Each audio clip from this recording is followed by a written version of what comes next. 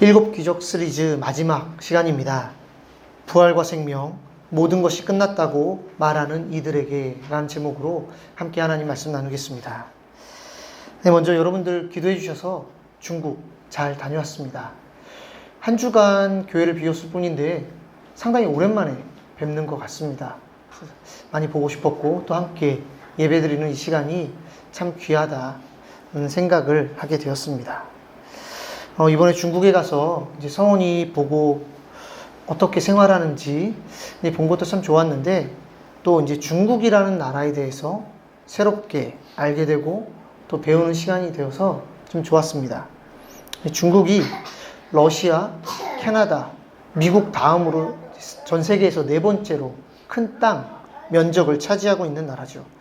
저희가 이제 하얼빈으로 갔는데 광저우를 경유해서 갔습니다. 직항이 없어서.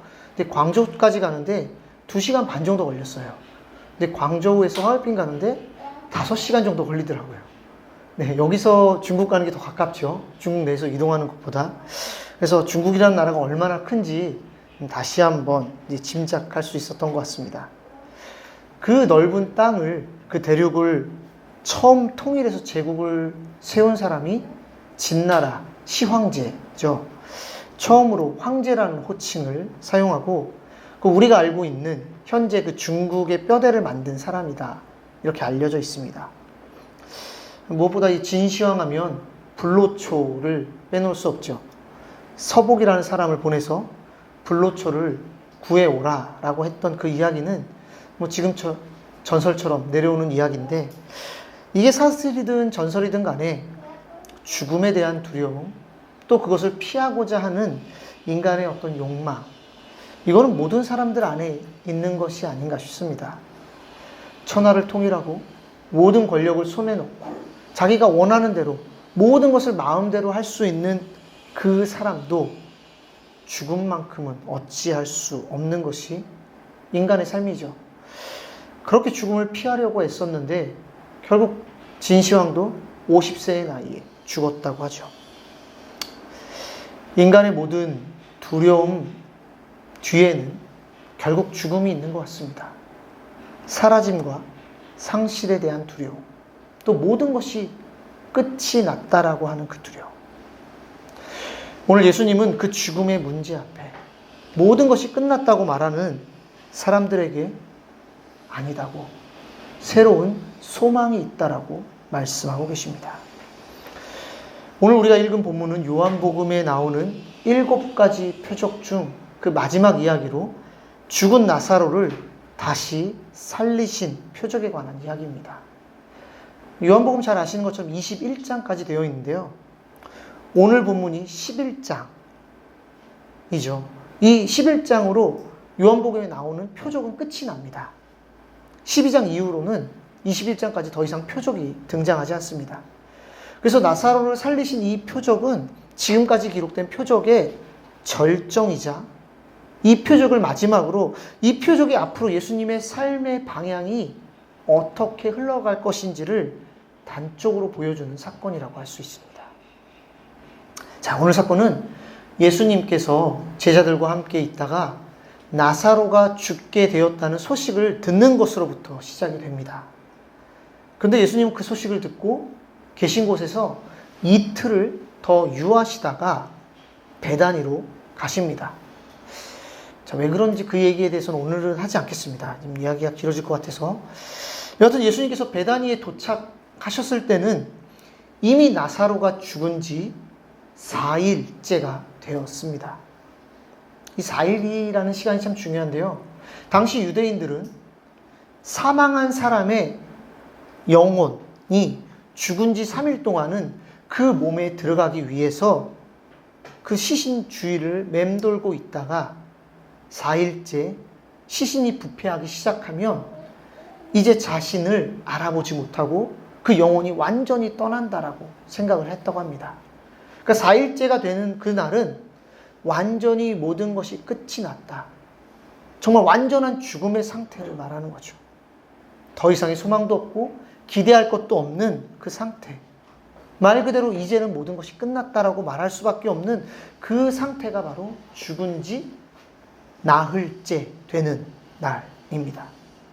바로 그 순간, 그 죽음의 자리에 예수님께서 들어오십니다. 지난주 정 목사님께서 설교 중에 창세기 2장 말씀 언급하시면서 살아있다는 것이 단지 심장이 뛰고 호흡하는 것이 아니라 하나님의 영이 함께 할 때 비로소 살아있는 존재가 된다라는 말씀을 해주셨는데, 자, 그렇다면 반대로 죽음이라는 것은 그 하나님의 영이 떠나 있는 상태를 의미한다고 할 수 있죠. 그래서 성경에서 죽음은 단순히 육체적인 죽음만을 말하지 않습니다. 하나님과 단절된 그 상태, 생명의 근원으로부터 완전히 끊어진 상태, 이것이 바로 성경이 말하는 죽음이죠. 죽은 나사로의 그 모습, 그리고 그 앞에서 슬퍼하며 절망하는 사람들의 모습을 성경은 낱낱이 기록하면서 하나님을 떠나 생명 없이 살아간 인간의 그 비참함, 그 무력함을 단적으로 말하고 있습니다. 그런데 그 절망의 자리에, 그 죽음의 자리에 오늘 예수님이 오십니다. 그리고 그것을 예수님은 두 가지 감정을 보이시는데요. 35절 말씀 먼저 좀 보겠습니다. 예수께서 눈물을 흘리시더라. 그 슬픔과 아픔의 현장에 예수님이 오셔서 가장 먼저 하신 반응은 함께 눈물을 흘리셨다라는 것입니다. 예수님은 억지로 사람들의 눈물을 그치게 하지 않으셨습니다. 자, 얘들아, 이제 나사로 살아날 거야. 걱정하지 마. 울지 마. 내가 이제 살릴 거니까 두려워 마. 그렇게 말씀하시지도 않았고요. 그저 함께 눈물을 흘리며 애통하셨습니다. 하나님의 아들이신 그분께서 우리의 절망스러운 인생 가운데 찾아오셔서 그 아픔을, 그 고통 가운데 동참하시면서 함께 눈물을 흘리셨습니다. 이것이 바로 주님의 마음이죠. 여러분, 주님은 우리의 아픔을 외면하시거나 아니면 타자로서 저 멀리서 그저 바라만 보시는 분이 결코 아니십니다. 그 아픔 안에 들어오셔서 함께 눈물을 흘리시고 공감하시고 우리의 삶을 어루만지시는 분으로 성경은 말하고 있습니다. 그렇게 우리의 아픔을 바라보시면서 함께 눈물 흘리시는 주님은 또한 분노하셨습니다. 33절과 38절 말씀 보면 예수님께서 비통히 여기셨다라는 말이 두 번이나 기록됩니다. 이 비통하다라는 말은 헬라어로 엠브리마오마이라는 단어인데요. 이 단어의 원래 뜻은 분노의 폭발, 정말 참을 수 없는 분노, 격정적인 그 감정의 상태를 의미한다고 합니다. 그래서 예수님께서 비통히 여기셨다는 것은 마리아와 마르다, 그리고 함께 모여있는 사람들이 그 죽음 앞에 절망하며 애통하는 모습을 바라보면서 분노하셨다라는 것입니다. 이 분노는 죄로 말미암아 인간을 지배하게 된 그 죽음의 권세, 그리고 인간을 그 죽음의 종으로 만든 마귀에 향한 주님의 분노였던 것이죠. 그렇게 살아갈 수밖에 없는 인간의 안타까운 모습, 또 그렇게 인간을 죽음으로 몰아넣는 사탄의 권세에 대한 분노였습니다. 죽음이야말로 영원하신 하나님을 떠난 인간의 가장 비참한 모습이자 또 하나님의 형상으로 창조된 인간을 가장 철저하게 파괴하는 원수의 모습이죠. 그래서 예수님은 그 죽음 앞에서 슬퍼하시면서 또한 동시에 분노하셨습니다. 그리고 그 죽음 앞에 예수님은 선언하시죠. 나는 부활이요 생명이니. 그런데 이런 예수님 앞에 마르다는 이렇게 얘기합니다. 주님께서 여기 계셨다면 내 오라버니가 죽지 않았을 텐데. 근데 마리아도 와서 또 똑같은 말을 합니다. 주님 여기 계셨으면 우리 오라버니 나사로가 죽지 않았을 텐데. 주님 왜 더 빨리 오지 않으셨어요? 주님 아프다고 저희가 소식 보냈잖아요. 주님 아셨잖아요. 주님 말로도 고치실 수 있는 분 아니셨나요? 나사로가 살아있을 때 오셨다라면 그 병 고쳐주실 수 있는 거 우리가 믿고 있는데 이제 모든 거 끝나지 않았습니까? 나흘이 됐어요, 주님. 이제 정말 모든 것이 끝났어요. 원망 섞인 말을 하죠.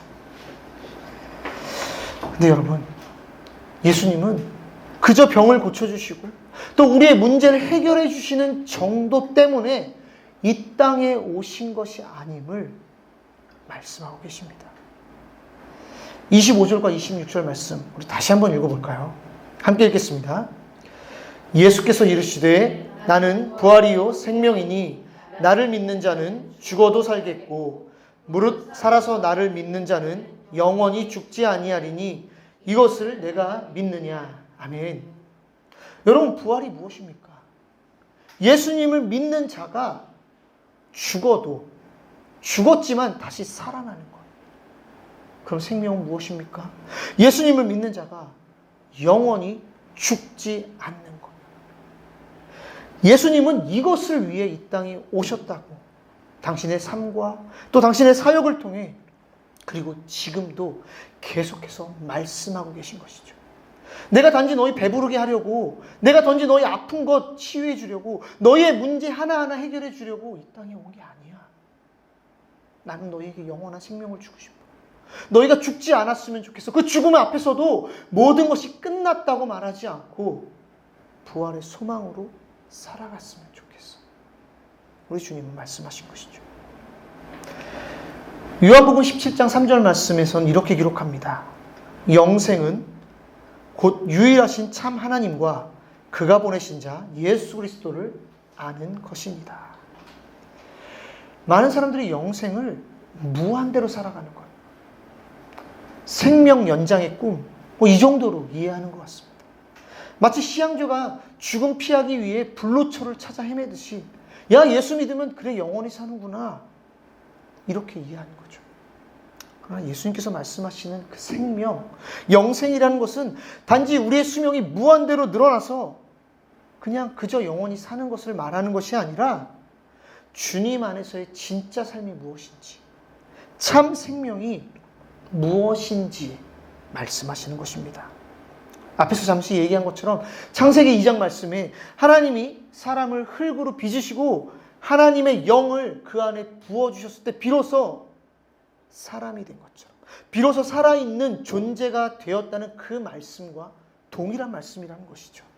하나님을 아는 것, 그 성품과 행하심과 그 마음을 알아가며 그 하나님의 사랑 안에 온전히 살아가면서 그 안에 머무는 것이 진짜 삶이고 이것이 생명이고 영생이다라는 것이죠. 하나님을 떠나 죽었던 우리가 예수 그리스도로 말미암아 새로운 생명을 얻게 되고 다시금 하나님의 새로운 관계성 안에서 다시금 호흡하고 생명을 누리며 살아갈 수 있는 힘을 얻는 것. 그리고 이렇게 살아갈 때에 죽음은 힘을 잃고 우리에게 어떠한 영향도 미칠 수 없기 때문에 우리가 주님 안에서 영생을 누리며 살아갈 수 있다라고 말씀하시는 것입니다. 이것이 주님이 말씀하시는 생명, 영생의 의미죠. 이것을 오늘 주님은 나사로를 다시 살리심으로 보여주고 있습니다. 죽은 지 나흘이 되어서 썩고 아무 소망이 없는 그 나사로를 살리심으로써 하나님을 떠나 아무 소망 없이 생명도 없이 살았던 우리가 이제 예수님을 통해서 나사로가 살아난 것처럼 우리 역시도 살아날 수 있음을 주님이 보여주시는 것이죠. 그래서 예수님은 우리에게 다시 한번 질문하십니다. 내가 부활이고 생명인데 나를 믿는 자는 죽어도 살겠고 살아서 나를 믿는 자는 영원히 죽지 않는데 이것을 너희가 믿니? 정말 이 생명과 부활을 너희가 믿니? 사랑하는 여러분, 부활이요 생명이신 예수님을 믿을 때 우리 안에 얼마나 놀라운 일들이 일어났는지 우리는 기억해야 합니다. 죽은 나사로가 살아난 것처럼, 그것이 엄청난 기적인 것처럼 우리 역시 그렇게 살아났고 오늘도 하나님 안에서 참 생명을 누리며 살아가고 있는 존재가 되었다는 것을 우리는 기억해야 하죠. 우리가 예수님을 믿으면 이렇게 새로운 생명을 얻고 이제 부활의 소망을 갖고 살아가게 되는데, 이것이 이 땅을 살아가는 우리에게 얼마나 큰 위로가 되는지 모릅니다. 주님 다시 오실 그 마지막 날, 부활의 소망이 있기 때문에 우리는 때때로 이 땅에서의 아픔과 그 고통을 묵묵히 감내하며 살아갈 힘을 얻게 되죠. 그런데 또 한편 생각할 것은 이 부활의 소망이 죽음 이후의 삶에 대해서만 말하는 것일까 하는 것입니다. 마르다 역시 마지막 날 부활 때에 다시 살아날 것에 대해서 소망하고 말합니다. 네, 맞아요, 주님. 나사로가 마지막 날에 부활할 것을 저희도 믿어요.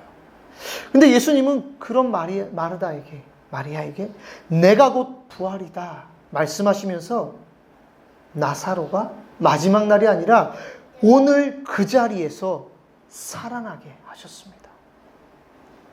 그런 것처럼 오늘 여기서 우리가 예수님과 함께 부활을 경험하며 살아갈 수 있음을 주님은 말씀하십니다. 마지막 날 부활할 것, 그렇죠. 그 부활의 소망이 있지만 그것뿐만 아니라 오늘 이 자리에서도 모든 것이 끝난 것 같은 그 자리에서도 다시금 일어날 소망과 힘과 은혜를 부어주시는 분이 바로 우리 주님이심을 말씀하고 계십니다. 여러분, 부활이라는 것이 무엇입니까? 죽음의 질서에 저항하는 것을 말하죠. 죽고 모든 것이 끝났다고 선언하는 그 자리에서 저항하면서 죽음이 끝이 아니라고, 그리고 그 자리에서 새로운 생명이 시작될 수 있다라고 말하는 것이 바로 부활입니다. 우리가 살고 있는 이 세상 어떻습니까? 죄로 인해 깨어진 이 세상이기에 여전히 죽음의 질서가 가득한 세상입니다. 절망과 미움이 있고요. 탐욕과 두려움이 가득한 이 죽음의 질서 앞에 저마다 다양한 모습으로 반응하며 살아가죠.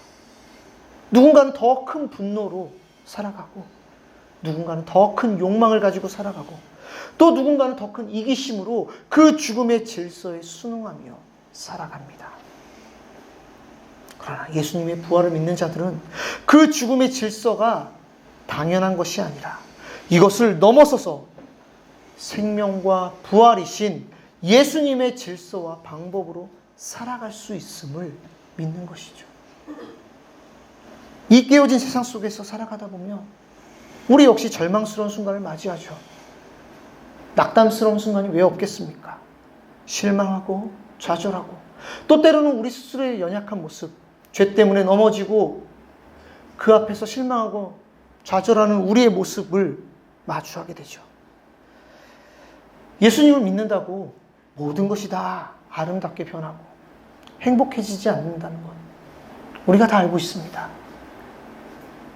만병통치약처럼 예수 믿으면 행복합니다. 예수 믿으면 모든 것이 좋아집니다.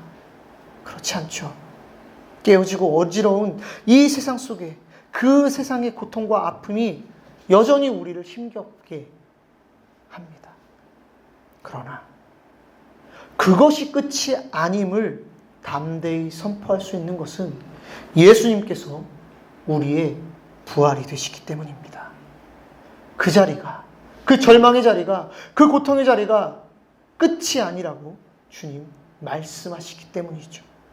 나사로가 다시 살아나는 것처럼 우리 역시 그 자리에서 다시금 일어날 수 있다고, 다시 살아날 수 있다고 주님은 말씀하십니다. 그리고 우리가 일어난 것처럼 우리의 형제자매도, 우리의 이웃들도, 우리의 가족들도 다시 일어날 수 있고 회복할 수 있고 살아날 수 있다고 주님 말씀하시기 때문입니다. 그리고 주님 오시는 그날, 그 마지막 날 우리 모두가 주님의 형상으로 온전히 회복되는 그 놀라운 은혜를 경험할 것을 소망하며 살아가는 것이 바로 부활이요 생명이신 예수님을 믿으며 살아가는 우리 그리스도인들의 모습이라고 할 수 있습니다. 여러분 혹시 지금 삶 가운데 나사로의 무덤 같은 자리에 계시진 않습니까? 모든 것이 끝났다고 생각되는 그 절망스러운 문제를 안고 살아가고 있지는 않습니까? 예수님은 오늘도 그 무덤 앞에 서서 말씀하십니다. 돌을 옮겨 놓으라. 아니요, 주님 끝났어요. 아니야, 돌을 옮겨 놓으라. 그리고 말씀하십니다. 나사로야, 나오라. 이제 죽음은 끝났다. 생명으로, 내가 주는 새로운 생명으로 다시 살아가라고 주님 말씀하십니다. 유튜브 채널 중에 미라클이라고 하는 채널이 있죠. 다들 아실 텐데 유튜버 박위라는 사람이 만든 채널이죠. 이분이 쓴 책을 보면 그런 글이 있습니다. 말 그대로 모든 것이 완벽했던 28살의 멋진 청년이었다고. 인턴으로 일하던 한 외국계 패션 회사에서 정직원으로 합격 통보를 받았고 일주일 후면 출근을 앞두고 있었습니다. 친구들이 축하한다고 축하 파티를 하고 또 함께 술을 마시다가 건물 2층 높이에서 떨어지는 바람에 경추 골절로 인한 척수신경 손상으로 전신마비가 되어서 깨어나죠. 의사가 말을 합니다. 이제 당신은 움직일 수 없습니다. 옷을 입고 벗는 것, 밥을 먹는 것, 대소변을 처리하는 것, 심지어 아침에 일어나서 몸을 일으키는 것, 뭐 하나도 자신의 힘으로 할 수 있는 게 없습니다. 얼마나 절망스러웠겠습니까? 28살의 그 청년이 모든 것을 다 가졌다라고 행복했던 그 순간에, 근데 감사하게도 가족들과 또 친구들이 이 박이라는 사람을 위로하고 격려하고 함께 기도해 줍니다. 그리고 이 친구도 스스로 포기하지 않죠. 매일 한강에 나가 휠체어를 미는 연습을 했다고 하고요. 수많은 실패를 거듭한 끝에 스스로 좌약을 넣고 대변을 스스로 하는 걸 또 성공한다고 합니다. 소변을 넣을 수 없기 때문에 소변줄을 움직이지 않는 그 손가락으로 몇십 번, 몇백 번을 실패하고 수고한 탓에 그것도 성공하고요. 그렇게 그는 하나하나 좌절과의 전쟁에서 승리를 하게 되죠. 어느 날 재활병원 그 기도실에서 기도하다가 문득 그런 마음이 들었다고 합니다. 그래, 나만 사는 게 아니라 사람들에게 희망을 주는 사람이 되면 좋겠다. 이렇게 결심을 하고 기도하다가 유튜브에 자신의 영상을 올리게 되었다고 합니다. 인생에 극심한 고난을 겪은 한 청년이 좌절하지 않고 휠체어를 타고 살아가는 모습이 영상으로 전해진다면 사람들에게 용기와 희망을 줄 수 있을 것이라는 확신이 들었다고 합니다. 그래서 저 친구도 저렇게 밝게 살아가는데 나도 살 수 있지 않을까. 그런 마음을 사람들에게 심어준다면 더할 나위 없이 행복할 것 같았다 라는 마음으로 유튜브를 시작했다고 하죠. 그래서 그 유튜브 채널을 보면 정말 다양한 사람들의 모습이 보입니다. 그 박이라는 청년의 이야기뿐만 아니라 한 분은요, 승무원이었는데 심각한 두개골 골절로 인해서 언어와 기억 장애를 겪은 사람. 근데 재활을 거쳐서 지금은 작가이자 또 강사로 활동하는 전직 승무원에 대한 이야기. 또 빨래를 털다가 아파트 4층에서 그만 떨어지고 말아서 하반신 마비 진단을 받았는데 자신은 일어날 수 있다고 믿고 또 재활을 통해서 다시 일어난 장애인 역도 선수에 대한 이야기. 그런 수많은 사람들의 아픔과 좌절, 하지만 그 안에서의 또 소망과 위로들을 전하고 있습니다. 그가 쓴 책에 이런 글이 있습니다. 우리는 돈이면 거의 모든 것을 할 수 있는 자본주의 사회에서 살고 있다. 그런데 사랑은 돈이 없어도 줄 수 있다. 다리를 쓸 수 없고 손가락이 완전하지 않은 나도 누군가를 사랑하기로 마음만 먹었으면 사랑할 수 있다. 다만 그 사랑을 어떻게 실천할 것인가에 대한 과제는 남아있지만 그럼에도 누군가를 사랑하기로 마음먹은 것만으로도 큰 걸음을 내디딘 것이다. 내 삶의 목표가 명확해지는 순간이었다. 그리고 깨달았다. 내가 이 세상에 태어난 이유와 목적이 바로 사랑하기 위해서라는 사실을. 사랑하는 여러분, 때로 우리의 현실이 죽음 같을지라도 참 생명이신 주님이 우리 인생 가운데 찾아오셨음을 기억하시기 바랍니다. 세상을 덮고 있는 그 죽음의 질서 앞에 오늘도 주님은 우리에게 말씀하십니다. 내가 부활이고 내가 생명이야. 그 자리가 끝이 아니야.